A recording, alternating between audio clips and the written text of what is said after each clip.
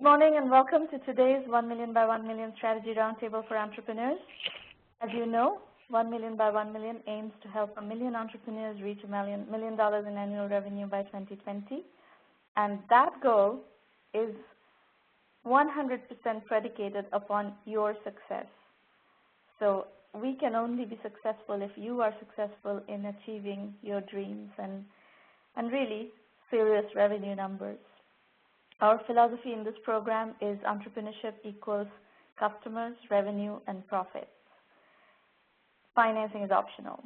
So you will see that philosophy run through in the program as we discuss various businesses and how you navigate businesses, how you make decisions. So we have three companies we're going to be working with today. This presentation is our 142nd session. So we've been around for a long, long time, and we've worked with tons of entrepreneurs. You know, over 10,000 people have attended these sessions. By the way, there is a Trade King Pitch Fest going on for financial entrepreneurs at the moment. Trade King is an online brokerage, and they are their API is an open API, and they are asking entrepreneurs to build apps on their API, and they will let you bring your products to market through their channel, and we are the incubator supporting this program. So Trade King will be awarding 12 scholarships as prizes across 2 Pitch Fest competitions on October 4th and 11th. And they have extended the application deadline till the end of the month, so there's still time. If you're working in financial technology, please look into this. Now, before we start our session today, I want to introduce you to 5 of our 1M1M ambassadors. And these are Daniel Faber from Canada, Erin Frank from the Midwest of the United States, Shilpa Kolte from Singapore, Javier Hernandez Perez from Spain, and Saikat Sengupta from India. These are only 5 of about 50 ambassadors who've been working with us for the last several months and in different parts of the world. And they've been working on promoting 1M1M in different parts of the world, making, using social media and other channels, working with various entrepreneurship development organizations, letting people know about this resource that is available. And, there's a lot of free stuff that we are doing, free resources that we are offering on top of our premium program. So Daniel, Erin, Shilpa, Javier, and Saikat have particularly accomplished more than the rest of the group, who are still working. Many of them are still working, and in due course, I assume more of them are going to rise up and show their chops. But meanwhile, I'm delighted to announce that these 5 have won 1M1M scholarships as a reward for their work so far. And I believe all 5 of them are continuing to work with 1M1M, and it's fantastic that we have, met them through this immense virtual network that we all operate in today. As you can see, they're from different parts of the world, and they just found us. We solicited ambassadors on LinkedIn. They applied to be part of the program. They liked the mission and the starter of the program. They contacted us and have been working with us. We've gotten to know them quite well, and it's been a real delight working with all these people from different parts of the world on a common mission. So congratulations, Danielle, Erin, Shilpa, Javier, and Saikat. We very much look forward to your doing a lot more with the 1M1M program and contributing heavily. And also to all the other ambassadors of 1M1M, we continue to want to work with you, and please continue contributing, and hopefully some of you are also going to win the scholarships. And over the course of your career, some of you are going to become entrepreneurs. So that is part of the program, is to also groom young people who will eventually become entrepreneurs. So congratulations again. And we're going to move on to the formal part of the program. The roundtable is being recorded. We are live tweeting part of the program on @1M by1M and @Sramana. Those are our two channels. And #1M1M is the hashtag you should use if you are live tweeting during the session. Okay, we are going to start with Simon from Switzerland, and the company is iTherapeut. So Simon, if you could unmute your line and tell us what you're doing. Simon, are you there?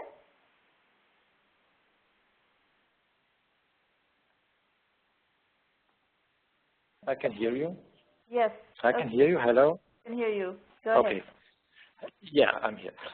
First of all, I'd like to thank you, Sramana, for the opportunity to pitch at 1 million by 1 million. Let me quickly introduce myself and my company. I'm Simon Bless from Zurich, Switzerland, and I'm founder and CEO of Pregman AG, which is a stock corporation. And we have a product which is currently called iTherapeut, with 300 plus highly satisfied customers. Okay. iTherapeut is the simplest and easiest software. Hold on, I'm not on slide 2, but anyway. iTherapeut is the simplest and easiest software for practice management of therapists and practitioners, especially in German-speaking countries. With me, this venture is co-founded by Mr. Purushottam Saini, graduate from IIT Bombay, and Mr. Thomas Grenacher from Switzerland as well. Before we jump into the slides, please let me tell you a real short story. Some years ago, we had a customer, and her boyfriend messed up our files because he renamed our files, our software files, so the program was not able to work properly anymore.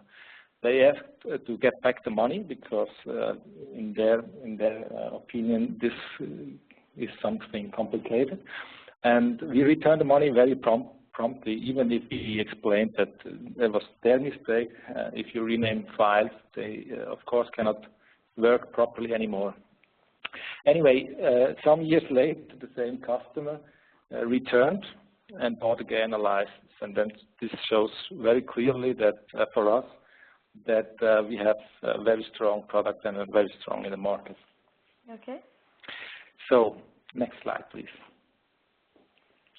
Our customers are therapists mainly, and they want to enter very quick client data, like addresses.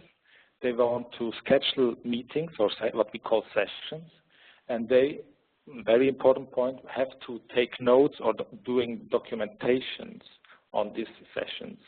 And of course, if some session round is over, they want to easily invoice all these sessions. And with our solution, they can, with just a few clicks, do that. And even more, once the invoice is paid, it gets automatically and smoothly into the accounting. So everything built in a simple-to-use application, all what they need from scheduling till accounting. And what about the insurance stuff? You have something about insurance there. Talk to me a bit more about that. How does that get folded in? Yeah, it works often because it's not, this is alternative medicine. So it's often getting paid from insurance companies. So how to explain? If a client or a person comes to our client and gets some therapy, some kind of therapy, he gets the bill, and that bill gets sent to the insurance company. So the insurance company can pay this bill, and this has to fulfill certain form requests that the insurance company pays the bill. Okay.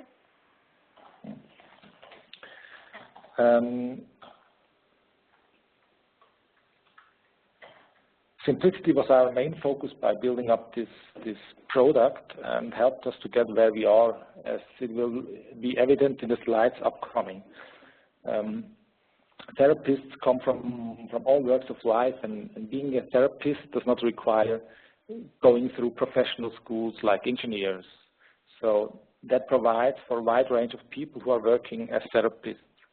As shown here on this segmentation slide, our customers can be individuals or a group of people or even a company that employs several therapists.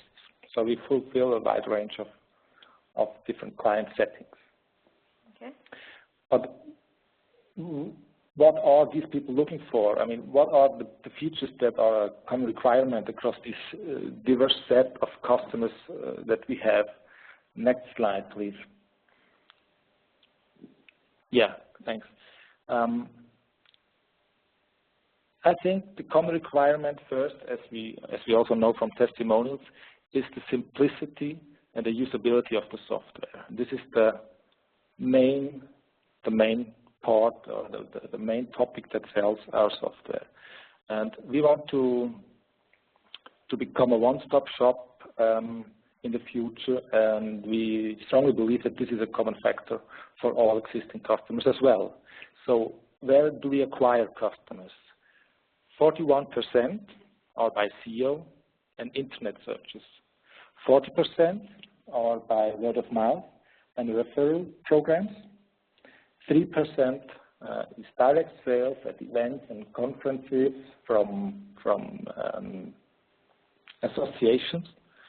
And 16% we're still figuring out where they come from. Okay. So next slide, please.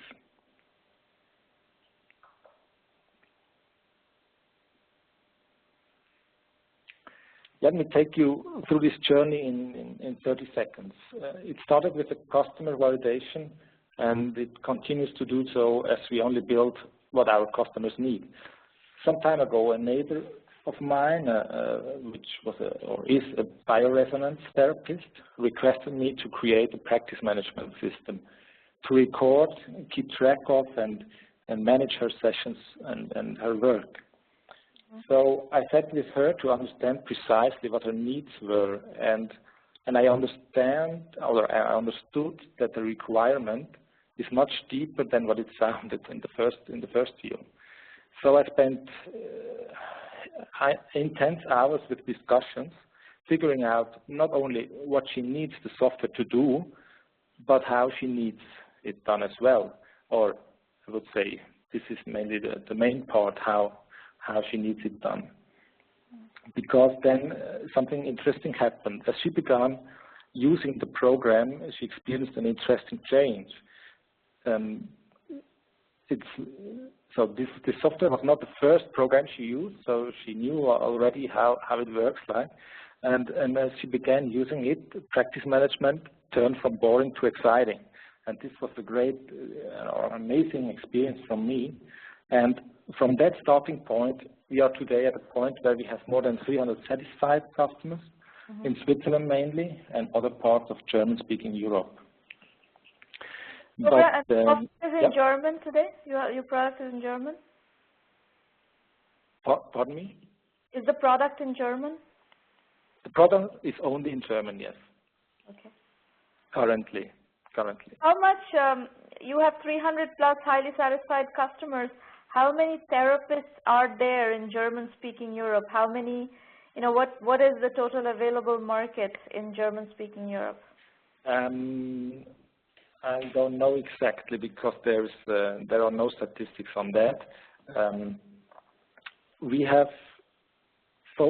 been focusing on Switzerland only. Also, we get some customers from Germany and Austria as well. But in Switzerland, there are about 20,000 therapists. 30,000 therapists in Switzerland alone?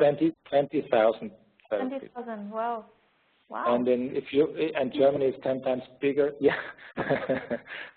From shiatsu to TCM or traditional Chinese medicine and pardon? A lot of therapy going on in Switzerland. Yeah, and psychologists as well. And how much do you charge for the software? So till now, it's a one-time license. We charge for the standard without accounting. We start at 590, let's say, and for the pro with accounting, it's 890. Okay. Swiss francs. Okay. But as we are not really here for the existing product, so this will change because based on the loss requirements gathering and based on also testimonials, we, along with our existing clients, see a strong need to move this existing product, iTherapeutic, to the cloud, and we want to take it international as well. So not only German, in English and other languages as well. We participated at the European Venture Congress 2012 in Berlin, and we presented the same ideas as we had planned. We also received some serious interest by investors and collaborators, and we're still in talks with them. And now we're going to participate at this 1 by 1 million meeting because of what we're planning to do and not what we're having already. So you will see on the next slide our questions. And Sramana, I request you to please take over from here because the questions are here. So my first reaction to everything you said is that if there are 20,000 therapists in Switzerland, I imagine there is a good portion of that is German speaking. Yeah. At least 50–60% of that is German speaking. Then you have Germany. Even more, yeah. And then you have Germany, Austria, where you have large numbers of German-speaking therapists. So the German product has a lot of headroom. Typically, a lot of. Typically, when we do product strategy, we always like to focus and penetrate the market. We like to sell what we have built first before building more things. So my guess is, based on the numbers you just quoted, you have at least another, several $1 million worth of revenue to build from the German product in the, in the Switzerland, Austria, Germany market. And that would be the first go-to-market strategy element that I would do. You can do cloud. You can convert this product into cloud, but that product should be brought to market in Switzerland, Austria, Germany first with the German version of the product, because that is the product that you have in the most mature stage. Even if you convert it into cloud, that product is going to generate several $1 million worth of revenue right away. Yeah. So that is the number one go-to-market strategy. Okay. And then I would like to know what is the competitive landscape for other versions. Sounds like in German there is no real competitor for what you're doing. Do you have analysis for the rest of the languages? I'm pretty sure in English there is competition. There is competition, of course. What we found out is that everywhere there are national competitors. And till now we have not found an international competitor or who's selling on an international market. And what we found out is that because everyone is a national or operates just nationally, they're not that big, and everything is built on desktop versions as well. Right. So I think your strategy of going to the cloud is fine, but what I'm saying is you first go to the cloud with the German product and penetrate the market where you already have a brand. Yeah. Yeah. And it's a market you understand very well. And in terms of market penetration strategy, whether you want to go international or not, you have to find segments where you can penetrate the market, and there is absolutely no ambiguity in my mind about what is your market penetration strategy. It should be the German market with a cloud product in Austria, Switzerland, and Germany. Then the question is, should you go to English or should you go to some other language? Because remember, one thing that's going to happen remember what you said about customer acquisition strategy. Let's go back to your customer acquisition strategy. 41% by SEO and internet searches. So presumably, the search that's happening for your product currently and will happen as you penetrate the German market is that those searches are happening in German. Yep. And that, the competition for those keywords is a lot less than if you now go to English. It's going to cost you a lot more to acquire these customers in the English language than it does in German right now, because the competition for those keywords in German is dramatically less. Is that a correct statement? Of course. Yeah, definitely.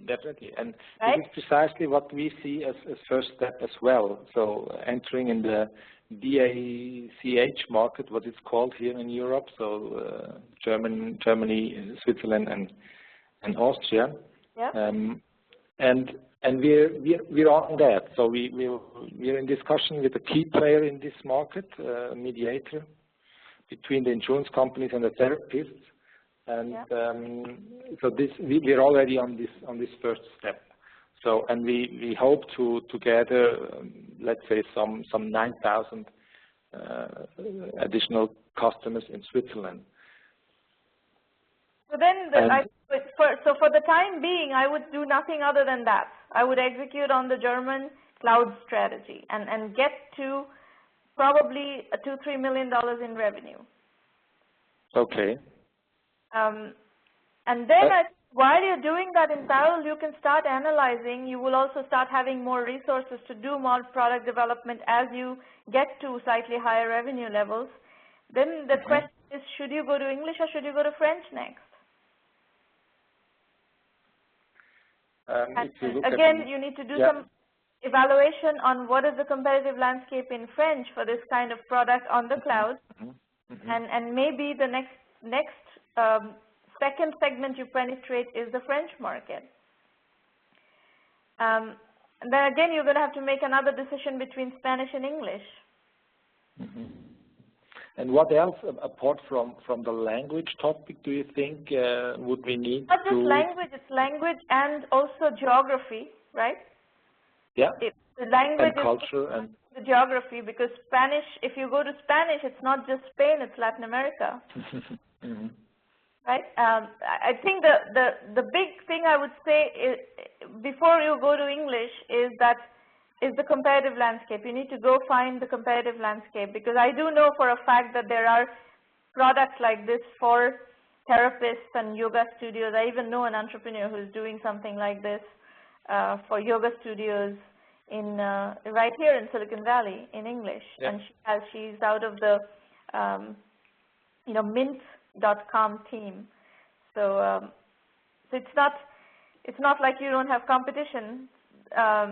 So anyway, you got my point. I think that there are niches where you're going to win faster and with less investment than if you go to English and compete with the American entrepreneurs straight away. Okay. And even taking this product to the cloud, what would be the right strategy to attract funding? So why do you need funding? We built the product in the cloud. It's totally you have to start from scratch again. I mean, you have all we have all the business processes. I don't think so. I don't think so. I don't agree with that statement. Okay. You can build on top of Force.com or one of the, depending on what architecture you're looking for. These are very simple products to build. This is a very, very simple product. So you could, there are also these DIY, do-it-yourself DIY tools. Right now, there are all sorts of platforms that you can build on and get most of what you need from the platform as a service provider, and build on top of that, and it's very simple.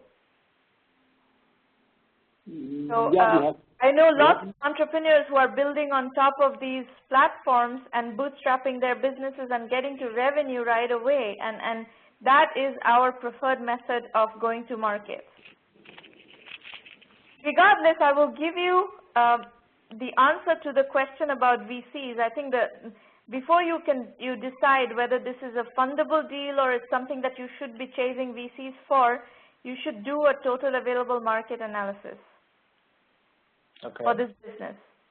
What is going to be the pricing of the, and we need a bottom-up TAM analysis. Based on that, you can decide whether VCs are going to be interested in this or not.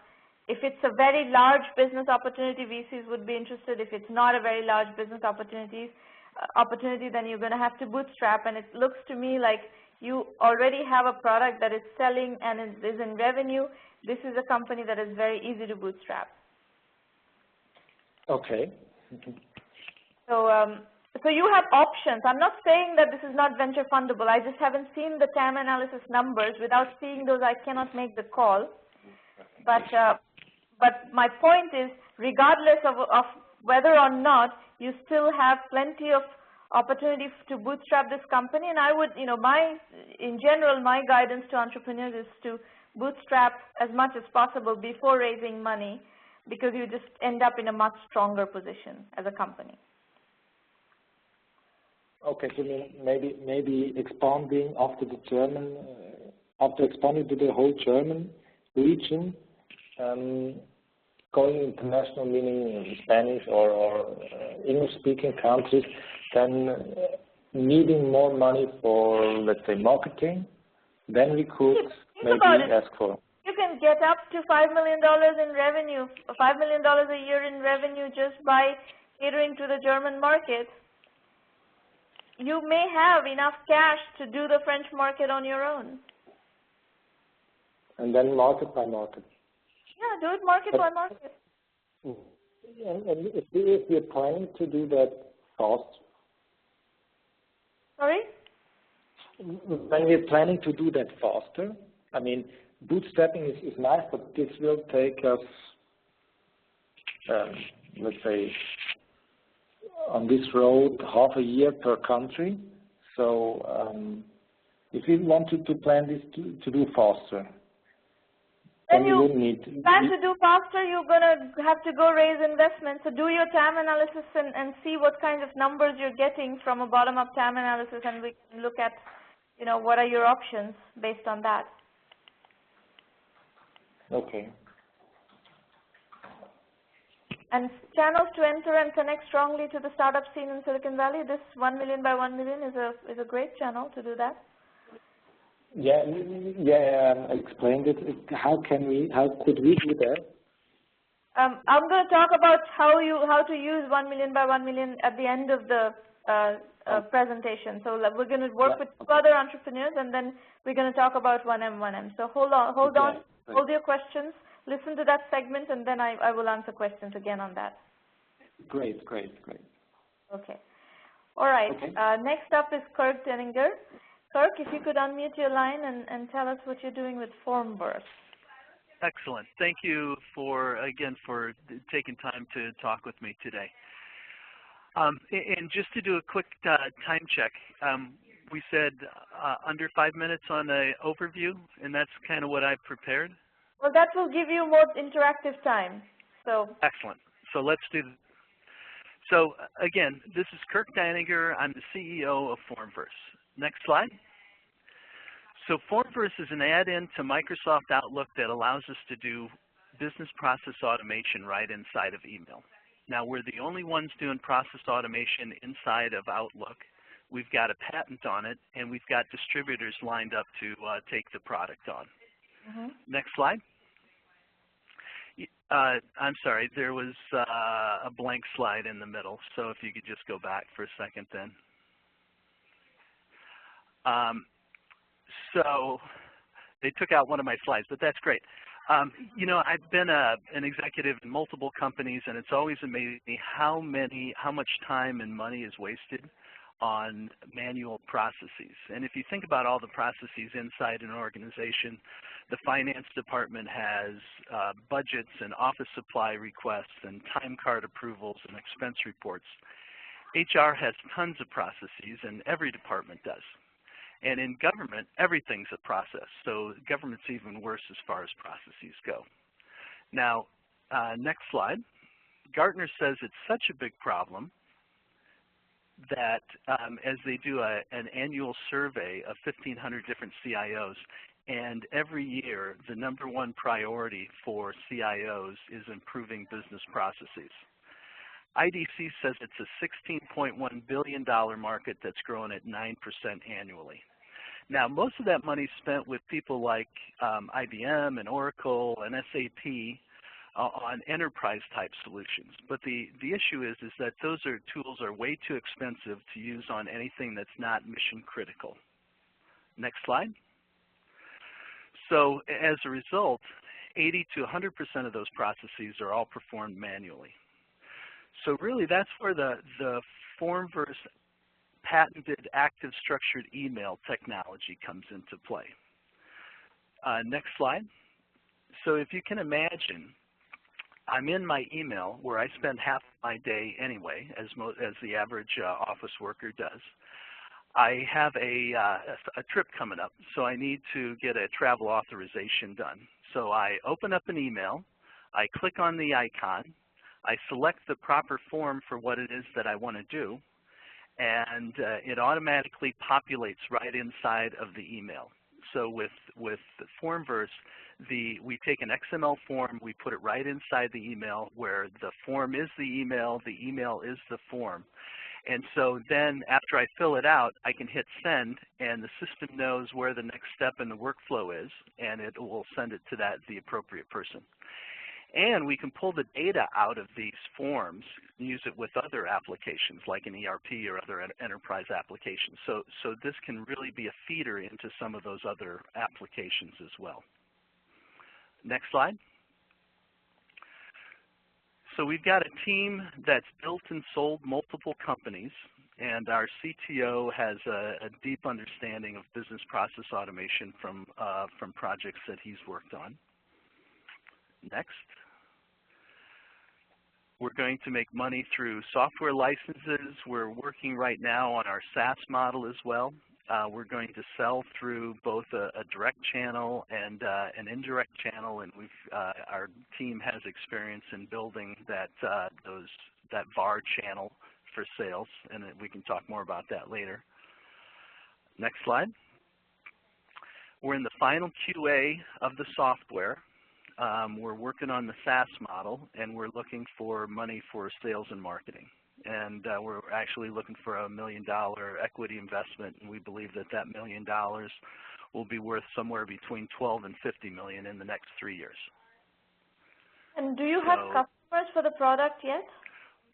We don't. We're in our final QA of the software, and so we'll start with a beta program and then out to customers.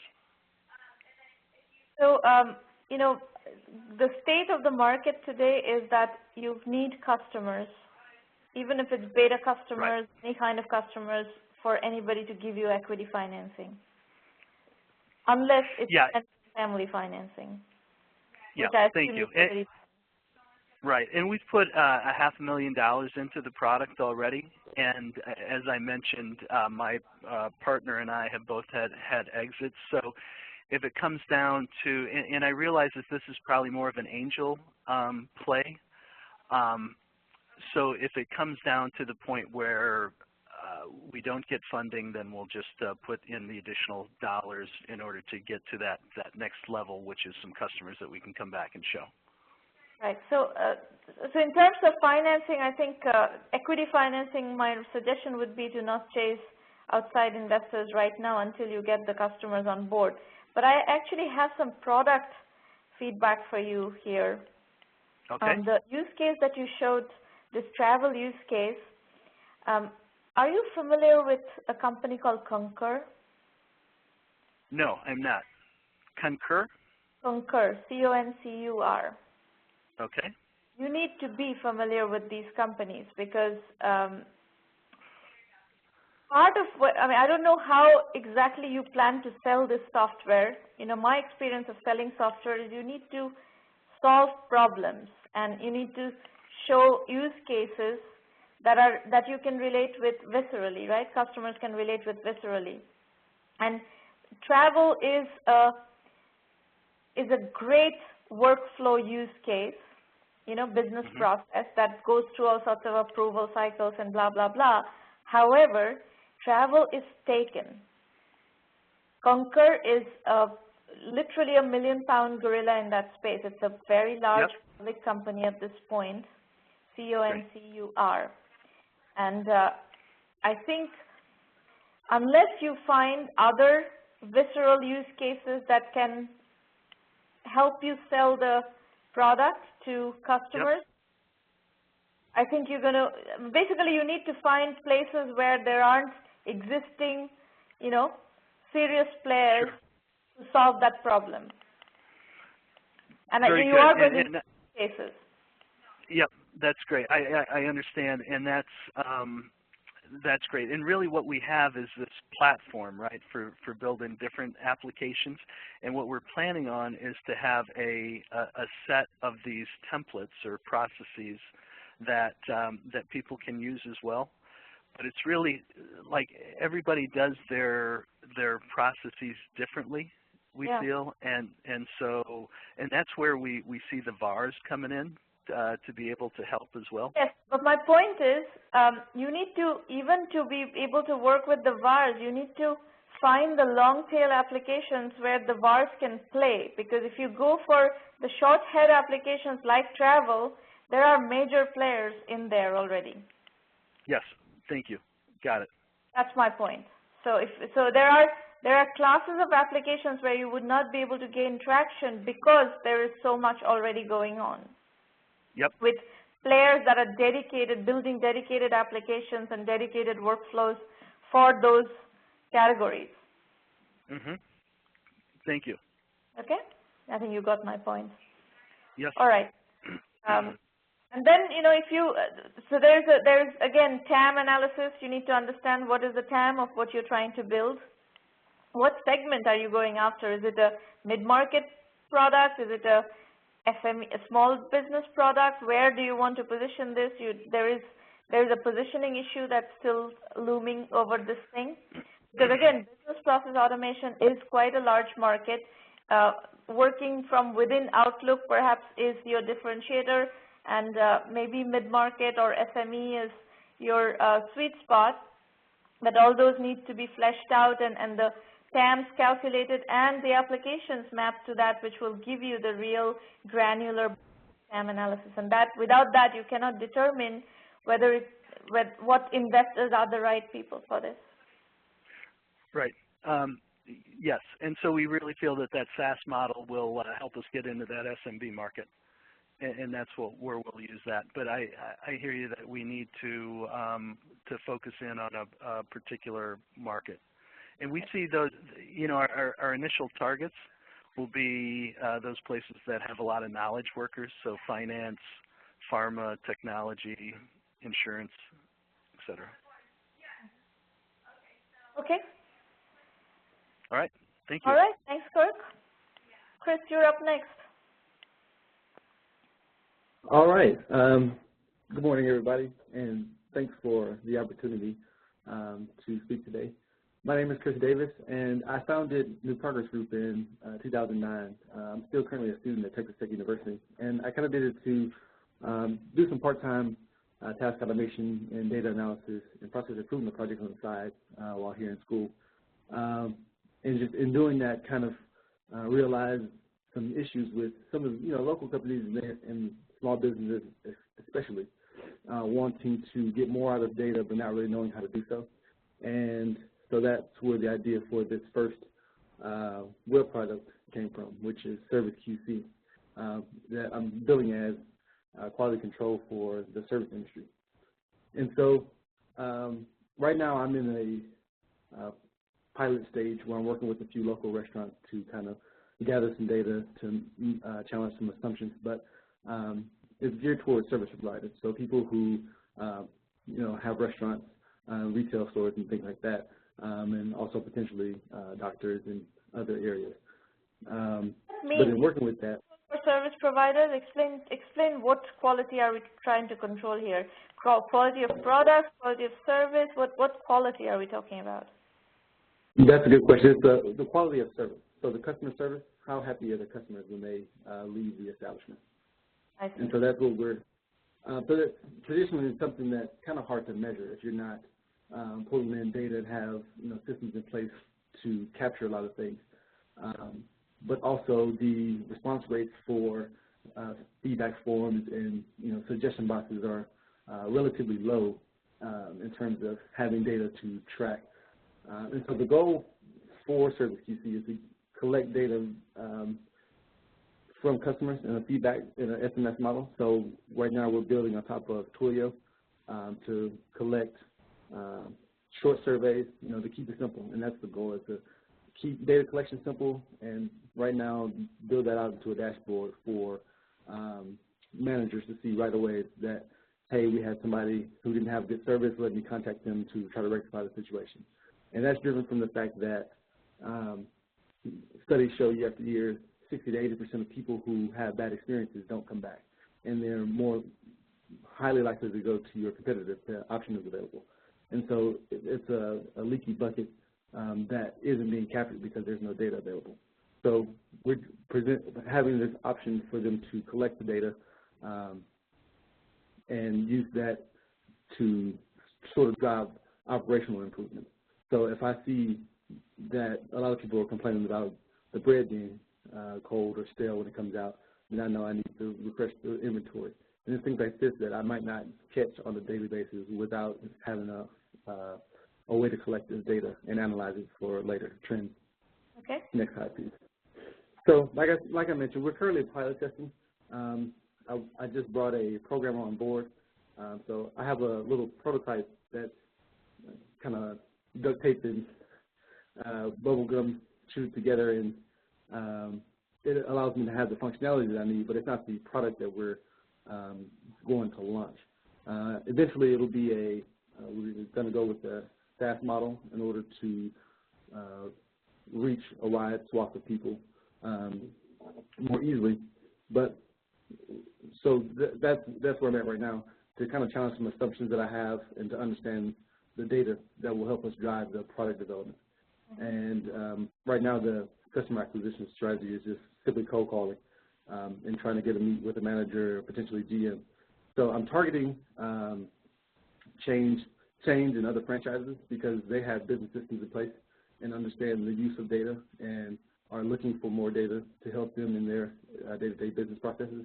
And the conversations I've had thus far, that seems like a good place to start. And so that's what we're focusing on right now. Okay.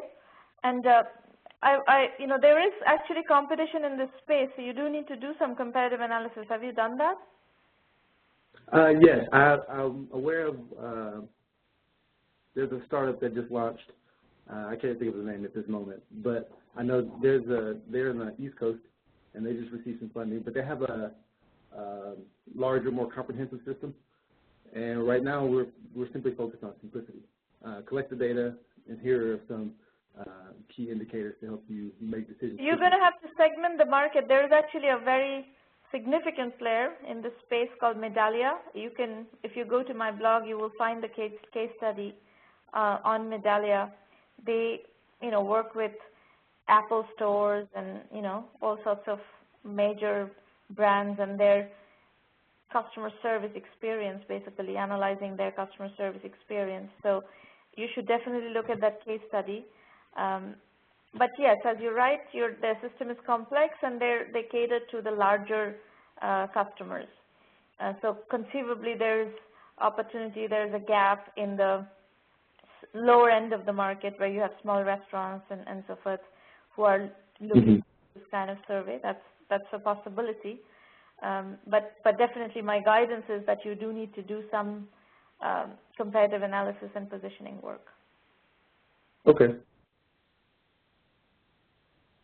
So that was, actually I didn't put it on there, but that was the number one question I had. So looking at the full-blown enterprise feedback management system market, there's some big players there. A couple have been acquired recently by some big companies at large amounts. So that's a big market from that standpoint. But is this something that you see that could be built to a very, sizable? This is my first business, if you will, and so I'm looking to grow this to a substantial size? Is this something that could be done on the back of smaller restaurants and things like that, in your opinion? You're going to need to position this.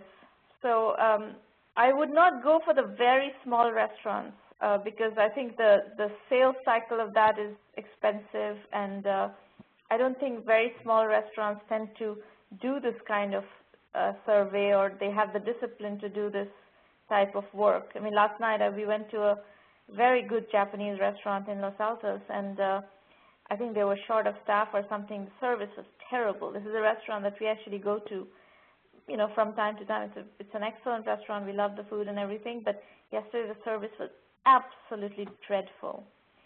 And I don't believe that they have the discipline to really do, you know, quality of service, quality control, service quality control at all. And that, I think, is the dynamic with a lot of small restaurants and small retail stores. So you're going to have to go somewhere in the middle. So my first guidance to you is go read the Medallia case study and see how a business like this gets built. It can be a very large business, but you have to, one, you have to position the business. You have to find really a segment that has both money and is psychologically tuned to doing stuff like this.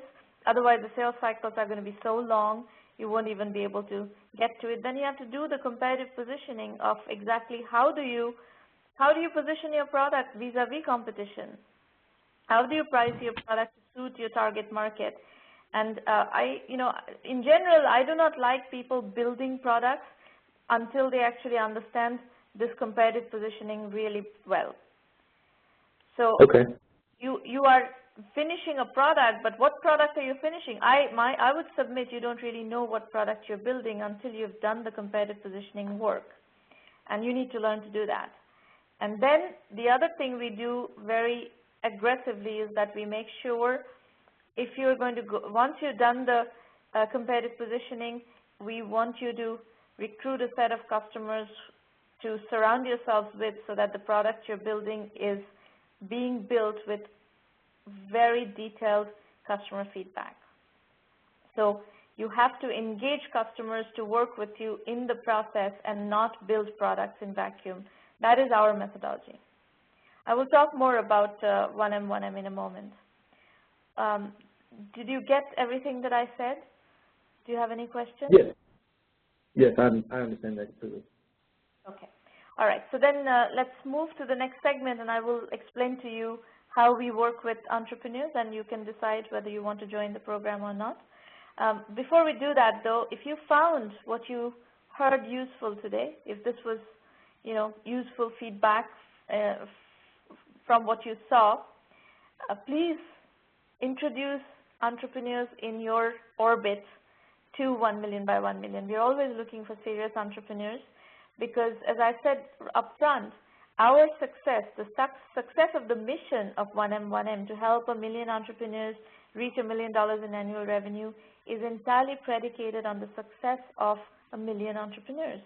So we need to find these million serious entrepreneurs who are really going to deliver to become successful entrepreneurs. And that takes a lot of resilience, it takes a lot of character, patience, you know, tenacity, a lot of willingness to hear no from a lot of different quarters and still keep going. So it's a hard journey, and you know, entrepreneurs are not easy. Good entrepreneurs are not easy to find. So we always are looking for your help in getting the word out there. So here are the resources that you can use. Your journey begins with 1M1M at our website, which is 1mby1m.com. In terms of other resources, the blog at sramanamitra.com is a free resource, and it has all our case studies, but it's not curated and presented the way the premium program curriculum is presented, which I'll talk about in a minute. But you will find a tremendous amount of information for free on the blog. Then we have the Entrepreneur Journeys book series, and these are this is a series of books that uses case studies, analysis, and synthesis to start teaching you some of these methodology elements of how to build a business. And there are 4 volumes of EJ so far published. All of them are available from Amazon and Kindle internationally, and in India it's available from Flipkart. 2 cornerstone philosophies of the methodology that we practice are bootstrapping and positioning. And you just have to learn those things to be successful entrepreneurs. It's critical that you learn those 2 elements. We also have this free resource, which is the roundtable, where you can come and get feedback on your business. This is our 142nd roundtable, and it happens almost every week unless I'm traveling, which I am for the next couple of weeks. I am traveling, so no public roundtable for the next 2 weeks.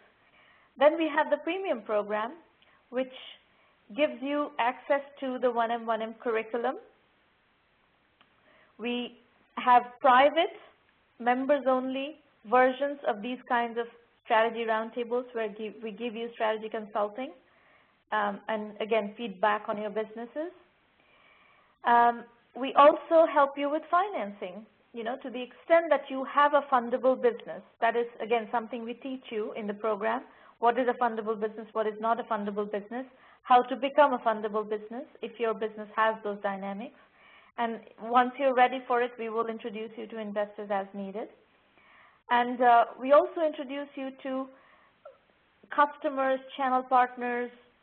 We do a lot of work with the media. We have huge presence in the media. So as you're launching your product, that becomes very handy because you have to let people know that you exist and that people, that you have something interesting to offer so that potential customers can find you and buy your product. In capitalism, PR and media coverage is very important because people cannot buy your product unless they know about you. So that is all part of the premium program, and we charge a $1,000 annual membership fee to become a member of the 1M1M premium program. We have a self-assessment, by the way, which we recommend all of you to take yourself through. It's on the website, at 1M1M site. It's a 9-point self-assessment. And on each point, we also have curriculum modules attached to the self-assessment. So if you're a premium member, that's our starting point. We want you to not only take the self-assessment questions, we also want you to go through the curriculum modules associated with those questions so that you can fill the knowledge gaps that you have. Many of you are building companies for the first-time CEOs. It's helpful to have these tools in one place at a very, very quick, efficient learning module. On the top right corner, on the black bar, you will also find FAQs, both video FAQs and regular FAQs and descriptions of what's in the premium program. Our methodology, again, is lean, capital-efficient, bootstrap startups. So we are completely okay with financing. However, in general, we believe that if you bootstrap the company to as aggressively as you can, you end up building much stronger companies. So we expose you, we have a whole module on bootstrapping through which we expose you to lots of great case studies of how entrepreneurs have built really strong bootstrap companies and have gone on to get great valuations. By the time they financed, they got immense valuations and really strong, robust companies. It imposes certain discipline that is not easy to impose unless you follow a very lean, capital-efficient startup.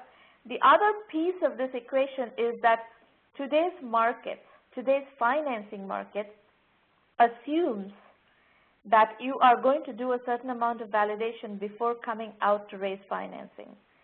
So that is just the way the market operates. So you have to build in a certain amount of bootstrapping time and process into your business to be able to access quality funding. That is just the way the market operates today. If we were in 1999, things would have been different. But today, in 2012, this is how the market operates.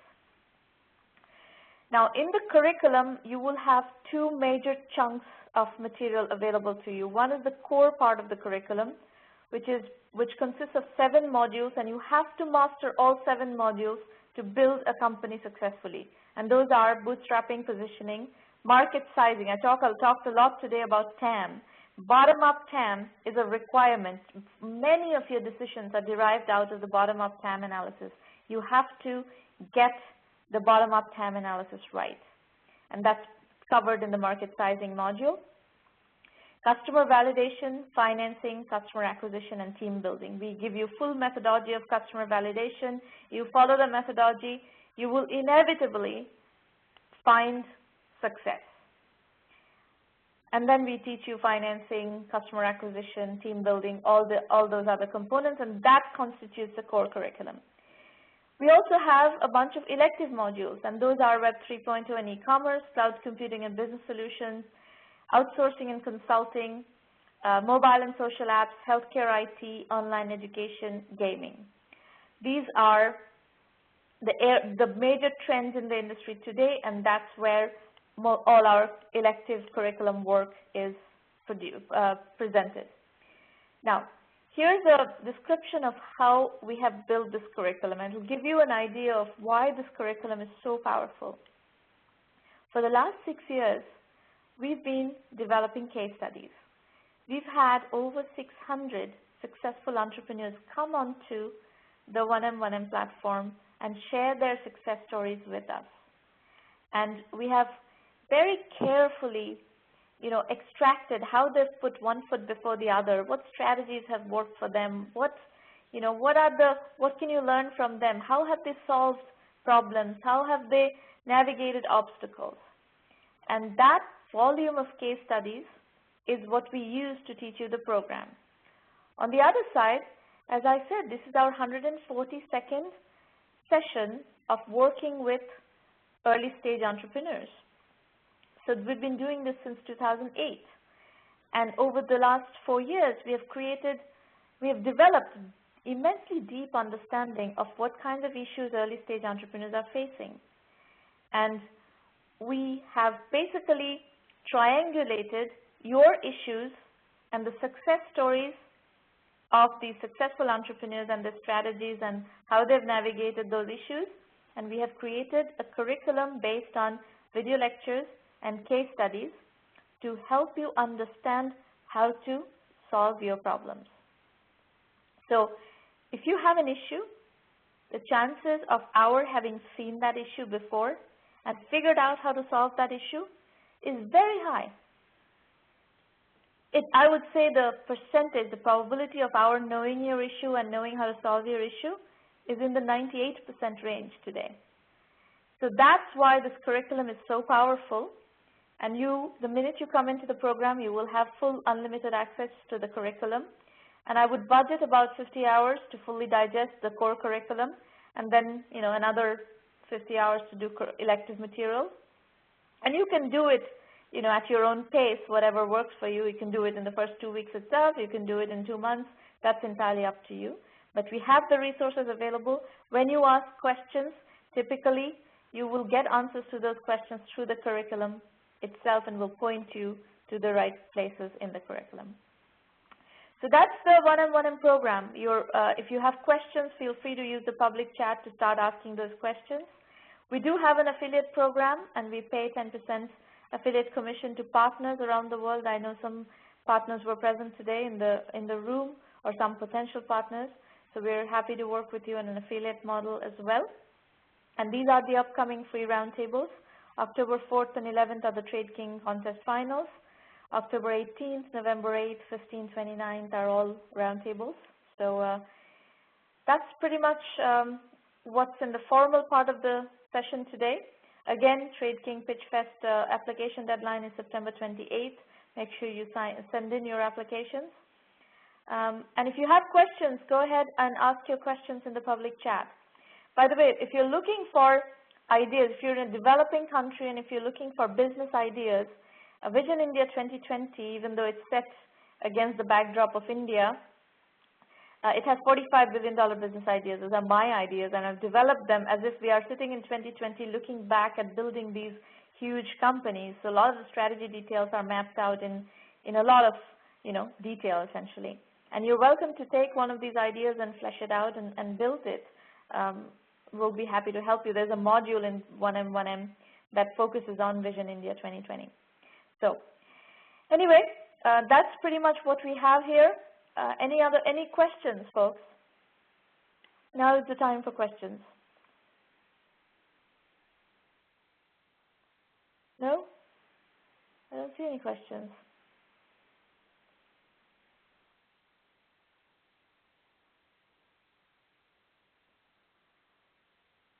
Yes, Simon, for the premium program, what is the question?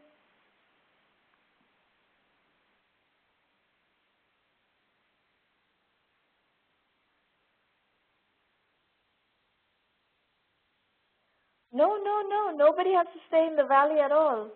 You can be anywhere in the world. This is a completely global virtual incubator. 1 million by 1 million is a 100% global virtual incubator, and that is the beauty of the program. Anyone from anywhere in the world can access the program and are accessing the program.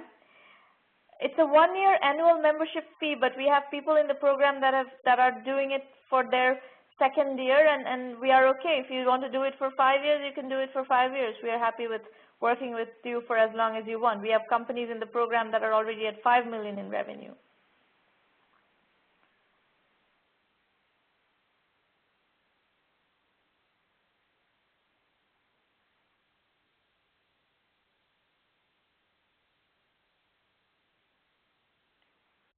The program is to help you run faster, absolutely. It's to learn what you need to learn so that you can build your company faster and more efficiently.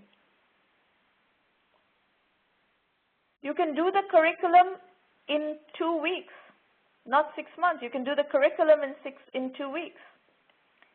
But the program is there so that as you're building your business, you can come back and get strategy guidance on various issues that you're dealing with and that you're tackling on a regular basis.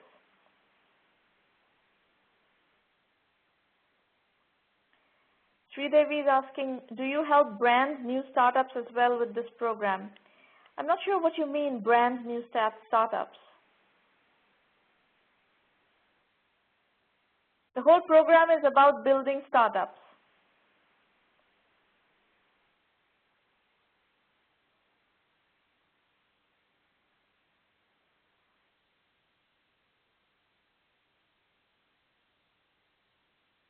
Yeah, we work with lots of people that are at an idea stage or pre-idea stage, and we have concrete methodology for validating the idea, and sometimes we end up invalidating the idea. We don't want you to spend several years of your life working on a bogus idea. Sridevi, if you're in a pre-prototyping stage, you're going to learn a lot about positioning in the program, and I think you would be a lot more successful if you work within the program, because that positioning part of the stage is extremely crucial, and most entrepreneurs do not know how to do positioning. Unless you're someone very experienced, positioning is a hard exercise, and most people don't know how to do it. Any other questions?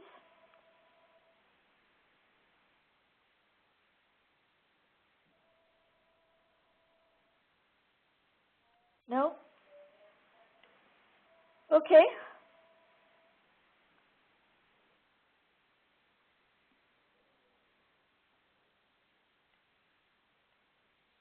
So typically what we see are either individuals or companies. Either way is fine with us.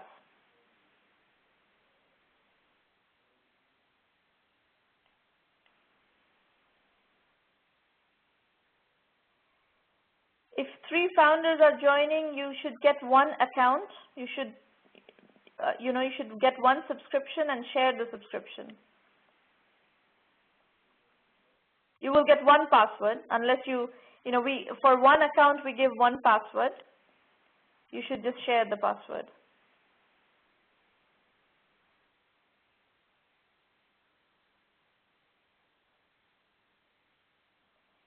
All right? Anybody else? Any other questions? We're trying, Purushartha. We're definitely trying. And it is working. We have lots of companies today that are past 1 million or are getting close to 1 million, and you know, they're making great progress. So we're very, very proud of our entrepreneurs.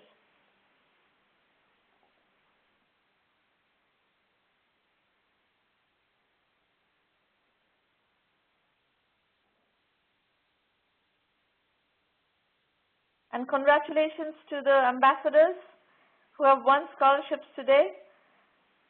You're doing good work. Keep going and keep building your own capabilities, your own skills, and of course we'll continue to build 1M1M and the 1M1M entrepreneurs.